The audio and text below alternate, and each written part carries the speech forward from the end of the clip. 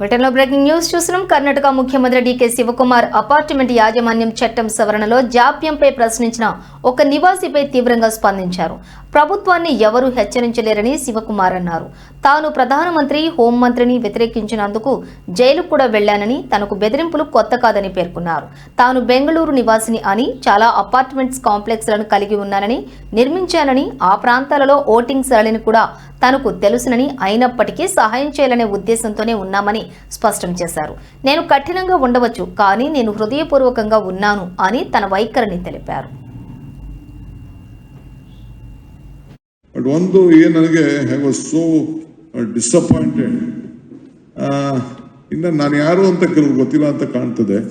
ಯಾರೋ ಒಬ್ಬ ಕಿರಣ್ ಹೆಬ್ಬಾರ್ ಅಂತ, ಅವನು V the apartment owners of Bangalore waiting patiently for many years for the KOO amendment bill to be passed. While we understand the delays can happen, we strongly that we wait for another 2.5 years is unacceptable. As the Congress party has made a promise to us, we expect them.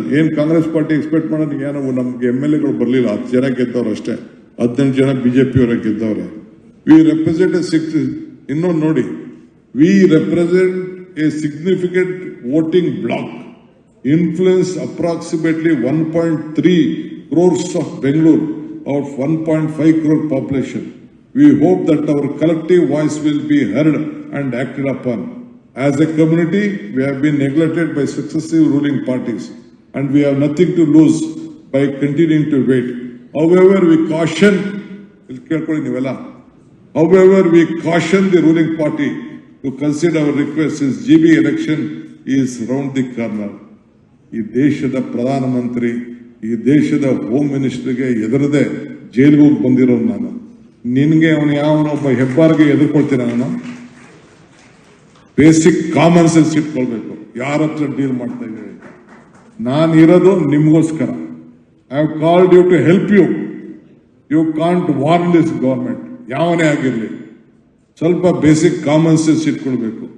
ನನಗೂ basic Commons ಇದೆ, ಏನು ಅಂತಿದೆ. ನನಗೆ warn ಮಾಡೋದು, caution ಮಾಡೋದು ಇವೆಲ್ಲ ಯಾರ ಹತ್ರ ಇದೆಲ್ಲ? ಯಾರ ಹತ್ರ ನಿಮ್ ಕರಿಬೇಕು ಅಂತ ಏನಿದೆ?